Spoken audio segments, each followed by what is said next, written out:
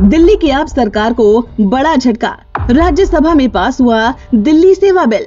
लोकसभा में ध्वनि मत से पास हो चुका है बिल। क्या अब शक्तिहीन हो जाएगी आप सरकार?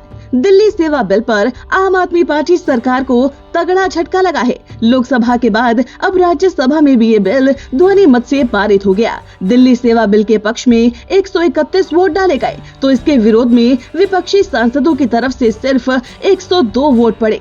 वोटिंग से पहले सोमवार का पूरा दिन राज्यसभा में दिल्ली सेवा बिल के नाम पर समर्पित रहा, जिसे लेकर विपक्ष और सत्ता पक्ष के बीच तीखी बहसबाजी देखने को मिली। राज्यसभा में आपके सांसद राघव चड्ढा ने जोरदार तरीके से अपना पक्ष रखा। मैत्री की राह बताने को, सबको सुमार्ग पर लाने को, दुर्योधन को समझाने को, भीषण विध्वंस बचाने को भगवान हस्तिनापुर आए, पांडव का संदेशा लाए। भगवान कहते हैं, दो न्याय अगर तो आधा दो, पर इसमें भी यदि बाधा हो तो दे दो केवल 5 ग्राम, रखो अपनी धरती तमाम, हम वहीं खुशी से खाएंगे, परिजन पर हंसी ना उड़ाएंगे। पर दुर्योधन वो भी दे ना सका, आशीष समाज की ले ना सका, उल्टा हरि को बांधने चला, जो असाध्य था उसे साधने चला। जब नाश मनुष्य पर छाता है, पहले विवेक मर जाता। इतना ही नहीं, राघव चड्ढा ने तो बीजेपी को आडवाणी जी की भी याद दिला दी कि कैसे बीजेपी के बड़े नेता दिल्ली के पूर्ण राज्य के दर्जे की मांग को लेकर आवाज उठाया करते थे, मगर आज आपकी उसी आवाज को दबाया जा रहा है। वाजपेयी सरकार और वाजपेयी सरकार के उप प्रधानमंत्री आदरणीय लाल कृष्ण आडवाणी जी इस सदन के भीतर एक बिल लाए, द कॉन्स्टिट्यूशनल अमेंडमेंट बिल 2003, जो दिल्ली को पूर्ण राज्य का दर्जा देता है।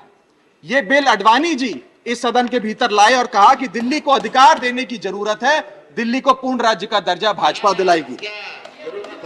यहां भी बात खत्म नहीं होती सर। इसके बाद 2013 के अपने मैनिफेस्टो में बीजेपी ने कहा हम पूर्ण राज्य का दर्जा देंगे।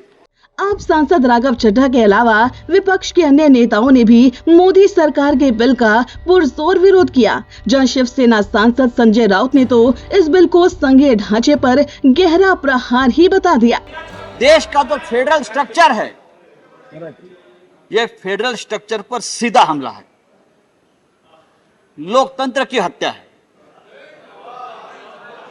संजय राउत की तरह ही आरजेडी के मनोज झा समेत कई नेताओं ने सरकार को घेरा, जिस पर आखिर में इस बहस पर जवाब देते हुए केंद्रीय गृह मंत्री अमित शाह ने कहा कि ये विधेयक सुप्रीम कोर्ट के आदेश का उल्लंघन नहीं करता। शाह ने कहा कि ये बिल संविधान की आत्मा को बचाने के लिए लाया गया है। दिल्ली में भ्रष्टाचार रोकना दिल्ली सर्विस बिल का मकसद है। इस दौरान शाह ने जहां बिल पर अपनी बात रखी तो वहीं कांग्रेस पर वार करते हुए बोले कि ये लोग मुझे सिद्धांतों की दुहाई देते हैं। मैं जानना चाहता हूं कि तृणमूल कांग्रेस और कम्युनिस्ट पार्टी आज किस सिद्धांत पर एक साथ हैं। कांग्रेस और कम्युनिस्ट पार्टी केरल में तो एक दूसरे को फूटी आंख नहीं सुहाते और यहाँ इलू इलू कर रहे हैं। अमित शाह के दमदार बहस के बाद सदन में वोटिंग कराई गई और वोटिंग में केंद्र सरकार की जीत हुई, जिसे लेकर जहां बीजेपी बेहद ही गदगद है तो वहीं दिल्ली के सीएम अरविंद केजरीवाल बुरी तरह भड़क गए हैं। उन्होंने केंद्र सरकार को घेरते हुए कहा कि ये सरकार चोर दरवाजे से सत्ता हथियाने की कोशिश कर रही है, लेकिन देश की जनता इन्हें सबक सिखाएगी। यहाँ आपको बता दे कि ये पूरा मामला दिल्ली में अफसरों के तबादले और पोस्टिंग को लेकर शुरू हुआ था, जिस पर 11 मई को सुप्रीम कोर्ट ने मामले में आप सरकार के पक्ष में फैसला सुनाया था।